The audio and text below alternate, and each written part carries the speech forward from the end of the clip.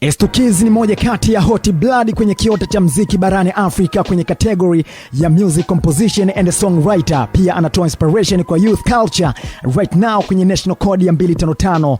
Mmoja kati ya mchizi ambaye ana waving the flag of our nation, the United Republic of Tanzania kimataifa zaidi. Regardless, beat za mchizi ni mikito ya dhahabu, zinapatikana mpaka kwenye speaker za Latini na mataifa makubwa ulimwenguni. Muda huu amepata consideration na trust heavy kutoka kwa artists wakubwa kama Rihanna, Swahili, Maluma na producer mkongwe Marekani I Am Will pamoja na wengine kibao, baada ya kufanya kazi nzuri zenye ubora wa hali ya juu ndani ya Pluto Republic Academy ambayo ipo chini ya Estukiz himself. On top of that, mchizi amewahi pata nominees kibao za Afrima na Sound City MVP.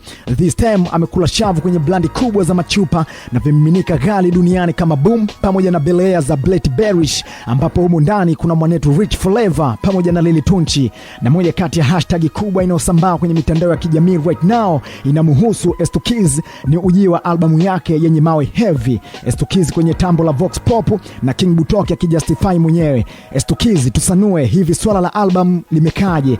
Album ya kwangu sio album ya project zangu pia ambazo nazifanya. So that's project ambazo zinakuja hivi karibuni.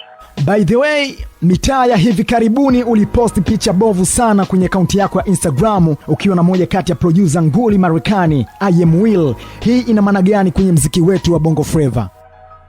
Ilikuwa ni experience kubwa kwa sababu live kubwa ni kutangaza vitu vikubwa duniani. So as long as you got a chance to work with him, kitu ambacho ni chakuwa proud kwa sababu pia ni kitu ambacho kinafanya hata Afrika isike fulani. So it was a good experience, it was a good, yani ilikuwa ni project ambayo nasema ilikuwa na matokeo chanya sana kwangu katika career yangu. Hold on my brother, hivi karibuni mtandao mkubwa wa In Music ulipublish step ya wimbo Maluma Mama Tetema featuring Rayvanny, ambapo wimbo huu umebi certified Latini Gold. Regardless, wewe ndiye beat composer, how does it speak in your career?